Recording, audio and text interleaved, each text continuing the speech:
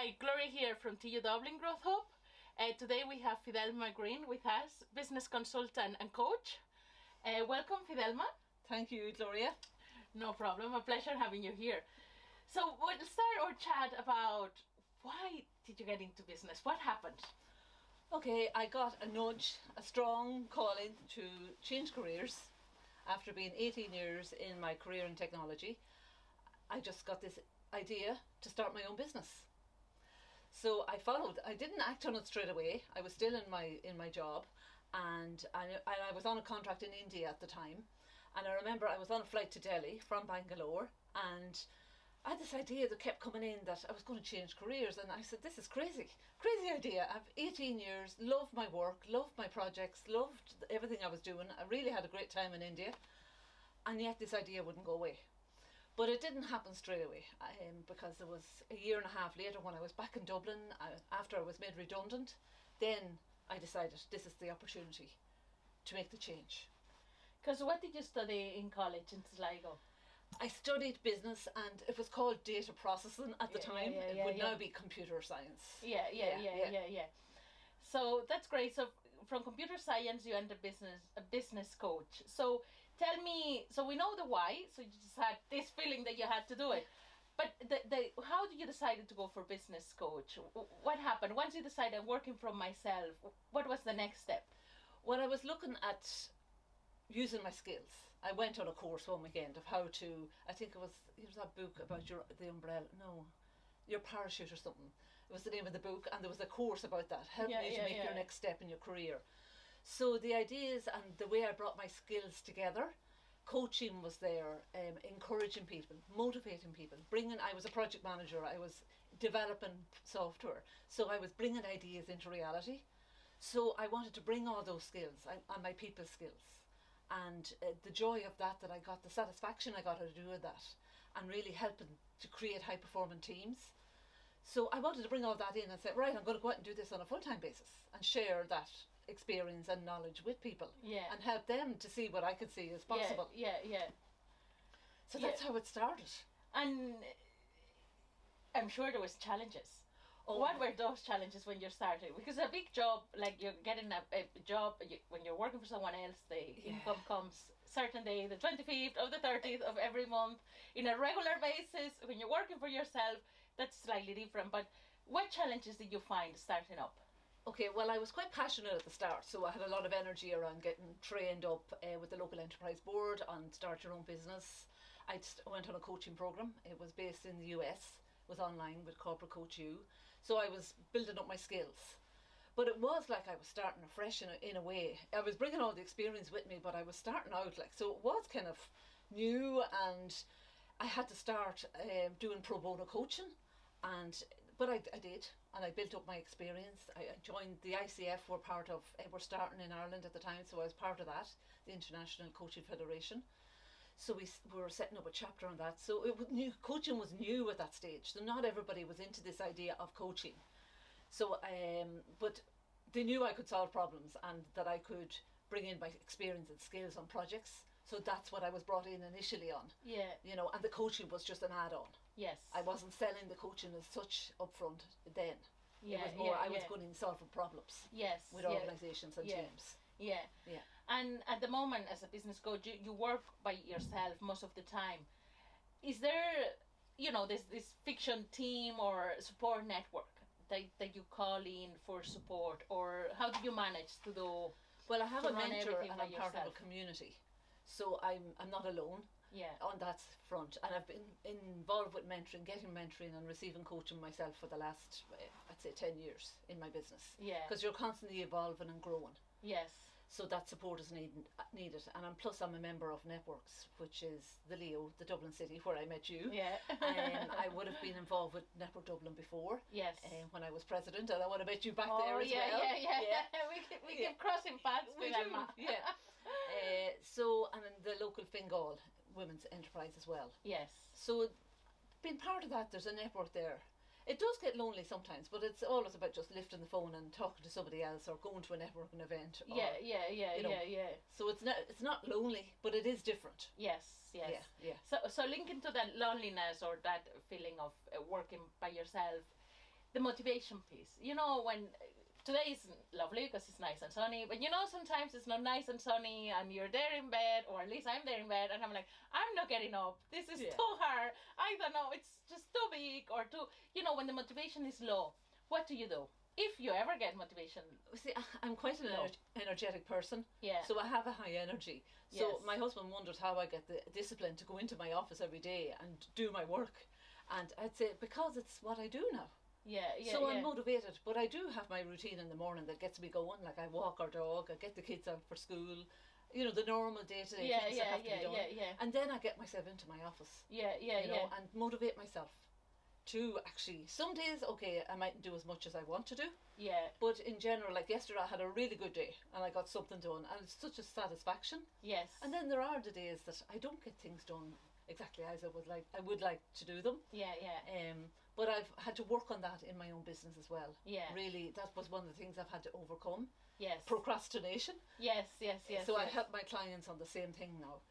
Putting off the tasks that need to get done up front. Doing the easy ones first and then leaving the harder ones till after. So it's much easier when you get the other ones done first. Eat the, what they say, eat the ugly frog first. And no, that's great. So you don't have any days that you say, that's it, I'm doing nothing? No, generally not. No, I don't. I don't really. I do something, you know, because when you're running your own business, whether it's making a phone call, posting on social media, sending somebody a message, it's about that consistency. I've really, over the years, like I was 18 years in my earlier career. I was 18 years last year in my business, so I'm going into my 19th year. So it's like, I've been doing this. You know, and now it's like it's another chapter of my business. That's evolving. And with the new chapters, do you have any future plans for Fidelma Consulting?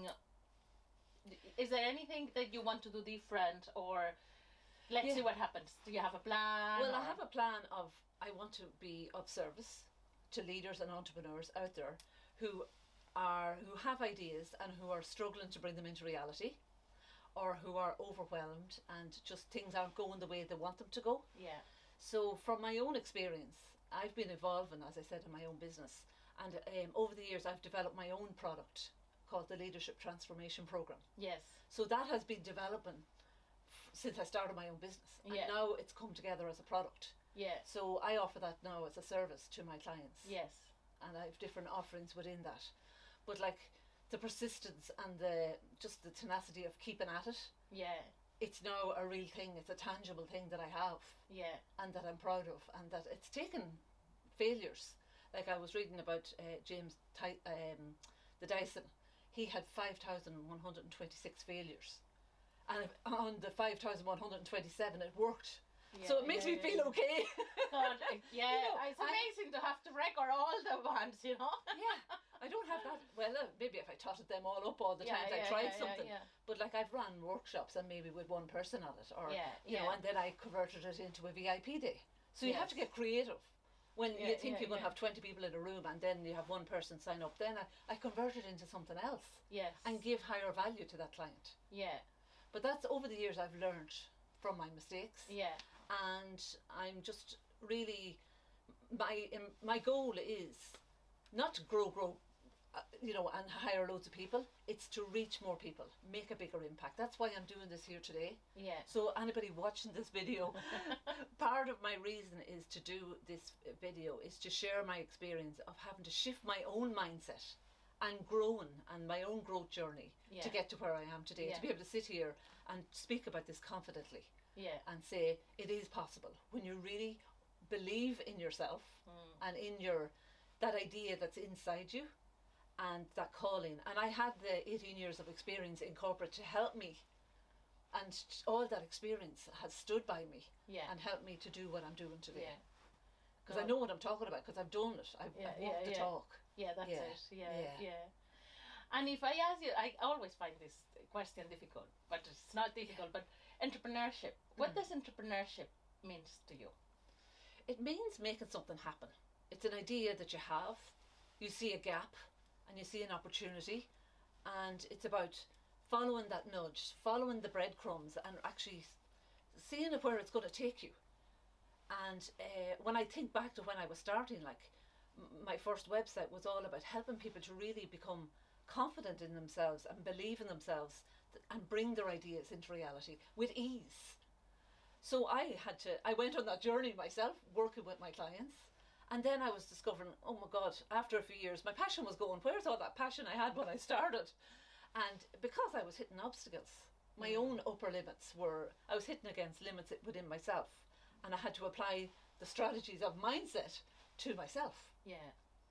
And uncover fears that I didn't know I had. Fears of being visible, fears of, really being seen in a different way as a coach, comparison to being in the tech space. Yeah. All that shift, internal shift, and all the work that I had to do to get to that point. Yeah. And I really believe in my product and in myself. Yeah. Yeah. And on all those learnings that you've done and all that work, if you were back to your 20 when you were in college, to your yourself, is there one piece of advice that you will give to yourself? To love yourself unconditionally. And that's, in a business world, that might be strange to hear. But, when you're learning and when you're out there and you're in business and you're doing things and you're building up your experience and, you're starting out fresh. It's all new. And then as you're building your experience, you're learning to develop as a person as well. So it's to be gentle on yourself as you go through that journey. And I think the younger generations today are a lot more advanced than we were back 20 or 30 years ago when we were starting out. Yeah.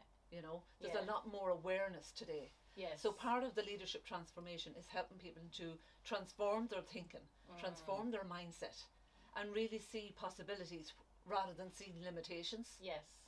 So that's what I would say. Really love yourself and honour your gifts and your strengths as you're learning and as you're building that up. Yeah. No, that's excellent, Fidelma. That's excellent. That's a great tip. I'm going to apply that one for myself. I wish I had somebody had kind of shared that with me starting out in my journey. Yeah. But that was part of my transformation, my own transformation. Yes. Yeah. Huge amount of work. Yeah. Fidelma, then as my last question is, for those that are watching and they're thinking of starting their own business or changing careers and become self-employed, what will be your 3 top tips that you'll give them? 3 top tips are, the first one is to really own your gifts and experience and value them. Yes. Okay. And to own them means to really embody them, and that is a process, which happens in the transformation program. It's a process that you have to go and do some internal work on. Yeah. Okay. Yeah. The next one is to really believe in yourself and your ideas. So you've been given an idea, so it may not be a straight line. You may go many twists and turns to get to it, but if you really have an idea and that there's a strong sense that you have a purpose to actually bring this idea into reality, it's to trust that. Yes. And you really trust your intuition. Yes. And how you're going to get there. Yeah, there is a way, but you have to be flexible and adaptable and really learn and evolve as you go on that path. Yes. Yeah. No, they're great. And you said, I took notes here as well, the consistency, the energy, the routine. Yeah. They're all great tips. Yeah, and the third one is to ask for help. Or ask for help. And be open to receive it. Because I asked for help along the way, and in the beginning when I was getting the help, I was quite defensive and I was saying, I know this, but then the barriers had to come down and say, well, no, actually, Fidelma, you need some help.